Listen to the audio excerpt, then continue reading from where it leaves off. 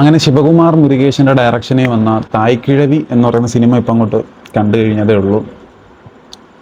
ഞാൻ ഒരുപാട് വലിയ പ്രതീക്ഷയൊന്നും വെക്കാതെ കണ്ട സിനിമയാണ്. ഇതിൻ്റെ അകത്ത് രാധികയല്ലേ, രാധികയാണ് നമുക്ക് എല്ലാവർക്കും അറിയാവുന്ന പോലെ രാധിക തന്നെയാണ് ഇതിൻ്റെ അകത്ത് മെയിൻ ലീഡ് ചെയ്തേക്കുന്നത്.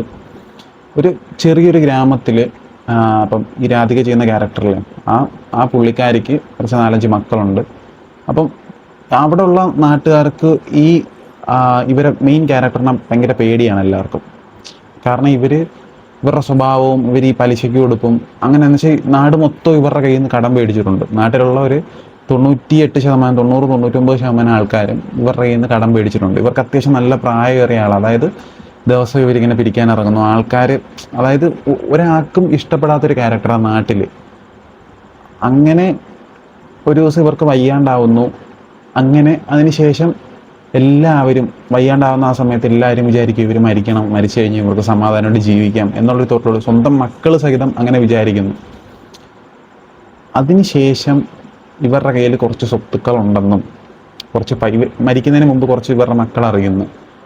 അതിനുശേഷം പടം കൊണ്ടുപോകുന്ന ഒരു നല്ല രസമായിട്ട പടം പോകുന്നത്. അതായത് നിങ്ങൾക്ക് ഇങ്ങനെ ബോറടിക്കാതെ പടം ഇങ്ങനെ കണ്ടുപോകാം. അതായത് ഈ പൈസയെ കൊണ്ടെന്ന് അറിഞ്ഞതിന് ശേഷം പിന്നെ ഈ മക്കൾ കാണിച്ചു കൂട്ടുന്ന കുറേ കാര്യങ്ങളുണ്ട്. അതായത് എങ്ങനെയെങ്കിലും ആ ഒരു ജീവൻ പോയിരുന്നെങ്കിൽ എന്ന് ആഗ്രഹിച്ച കുറച്ച് ആൾക്കാർ കൂടെ ചേർന്നിട്ട് ഈ ജീവൻ ഒരിക്കലും പോരുത്, അതായത് മരിക്കാൻ കിടക്കുന്ന ഒരാളെ ഇനി എന്തൊക്കെ വന്നാലും ഇവരെ മരിക്കാൻ വിടത്തില്ല എന്ന് തീരുമാനിച്ചു കഴിഞ്ഞാൽ ഉണ്ടാകുന്ന ഒരു അവസ്ഥ ഉണ്ടല്ലോ അല്ല. അതായത് അതിന് വേണ്ടിയിട്ട് ഇവർ കിടന്ന് ഓടുന്ന ഒരു ഓട്ടമുണ്ട്.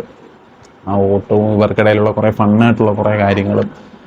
പിന്നെ ഇതിനകത്ത് നമ്മുടെ ഈ രജനീകാന്തിൻ്റെ പേട്ട സിനിമയില്ലേ, പേട്ട സിനിമയ്ക്കകത്ത് രജനീകാന്ത് നല്ല ഡാൻസ് ഒക്കെ കളിച്ചുകൊണ്ട് ഒരുത്തന്നെ തോക്കിന് വെടിവെച്ചിടത്തില്ലേ, അവൻ്റെ ചേട്ടനോ ചേട്ടൻ്റെ അവൻ രജനീകാന്ത് അതിനകത്ത് കല്യാണം കഴിക്കുന്ന ആ നടിയുടെ ചേട്ടനായിട്ട് അഭിനയിക്കുന്ന ഒരു പുള്ളിക്കാരനുണ്ടായിരുന്നു. പുള്ളിക്കാരനൊക്കെ എന്നാ പുള്ളിക്കാരനൊക്കെ അത്യാവശ്യം ഇച്ചിരി ഗെറ്റപ്പ് റോളൊക്കെ അത്യാവശ്യം നൈസായിട്ട് ചെയ്തിട്ടുണ്ട്. എനിക്കിതിൻ്റെ അകത്ത് അവസാനം കിട്ടില്ല ഒരു അടിപൊളി ഒരു ടിസ്റ്റ് ഉണ്ട്. ഏറ്റവും അവസാനം 2 ടിസ്റ്റ് ഉണ്ട് അവസാനം. രണ്ടും അത്യാവശ്യം നല്ല ക്ലീൻ ആയിട്ടുള്ള 2 ടിസ്റ്റുകളാണ് രണ്ടും. ഒരു പടത്തിനെ പറ്റി പറയാന്നുണ്ടെങ്കിൽ ഒരു പ്രാവശ്യം പടം കണ്ടിരിക്കുക. അതായത് നല്ല കോമഡിയാണ്, നല്ല രസമായിട്ട് നിങ്ങൾക്ക് സമയം പോകണം എന്നൊക്കെ ഉണ്ടെന്നുണ്ടെങ്കിൽ ഇങ്ങനെ കണ്ടിരിക്കാം. നല്ല രസമാണ് പടം. അതായത് കോമഡിയൊക്കെ ആയിട്ട് നിങ്ങൾക്ക് വലിയ ഈ ചുമ്മാ അടി പിടി ഇടി എന്നൊന്നും ഇല്ലാതെ കുറച്ച് തമാശയൊക്കെ ആയിട്ട് ഇങ്ങനെ കണ്ടിരിക്കാം.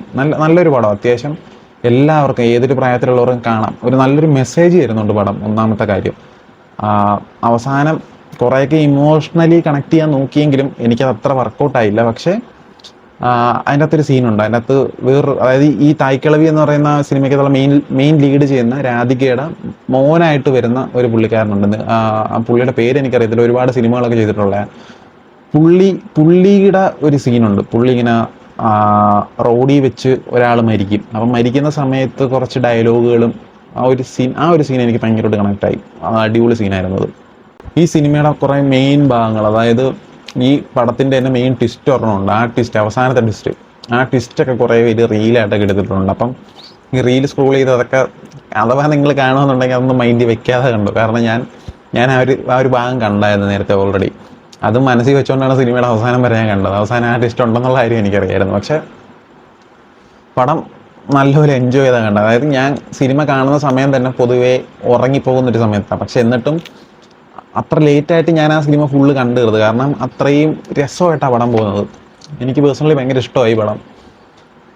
ഒരു 1 ടൈം വാച്ചബിൾ എന്ന് പറയാം. നമുക്കിങ്ങനെ ഒരുപാട് റിപ്പീറ്റ് വാല്യൂ ഒന്നും ഇല്ല, എന്നാൽ പോലും നല്ലൊരു പടം. അതായത് തമിഴിൽ നിന്ന് ചുമ്മാ ഈ ആക്ഷൻ ഇടി അങ്ങനെ ഇങ്ങനെയൊന്നും വരാതെ അത്യാവശ്യം സ്റ്റോറിയിൽ, അതായത് കഥയ്ക്കകത്ത് കുറച്ച് ഫോക്കസ് ചെയ്തുകൊണ്ട് എഴുതിയൊരു പടം കണക്ക് തോന്നി. പടത്തിൻ്റെ സ്ക്രീൻ പ്ലേ അത്യാവശ്യം എനിക്ക് ഇഷ്ടപ്പെട്ടു കേട്ടോ. ഒന്നാമത്തെ കാര്യം സ്ക്രിപ്റ്റ് വേറൊരു സൈഡിൽ ഇരിക്കട്ടെ, എനിക്ക് പടത്തിൻ്റെ സ്ക്രീൻ പ്ലേ കുറേ കൂടെ ഇഷ്ടമായി. ചിലത് പ്രത്യേകിച്ച് അത് ഇഷ്ടമായെന്ന് പറയാൻ കാരണം ഞാൻ സ്ക്രീൻ പ്ലേ ഏറ്റവും കൂടെ ശ്രദ്ധിക്കുന്നതെന്ന് വെച്ച് കഴിഞ്ഞാൽ പടത്തിൻ്റെ നടുക്ക് ഇൻ്റർവെൽ കണക്ക് നടുക്കൊരു ഇത് വരത്തില്ലേ, ഫസ്റ്റ് ഹാഫിൻ്റെ ലാസ്റ്റ് കിടിലം സ്ക്രീൻ പ്ലേ. അത് നിങ്ങൾ ഒട്ടുമിക്കയായിട്ട് ശ്രദ്ധിക്കും. ആ ഒരു ഭാഗമൊക്കെ എത്തുമ്പോൾ നല്ലപോലെ ശ്രദ്ധിക്കും. അത്യാവശ്യം അടിപൊളിയായിരുന്നു. എനിക്ക് എന്തായാലും ഇഷ്ടപ്പെട്ടത്. മാക്സിമം എല്ലാവരും പടം കാണും. ഇതുപോലെ അടുത്തൊരു സിനിമയുടെ കാര്യങ്ങളായിട്ട് ഞാൻ വീണ്ടും വരാം.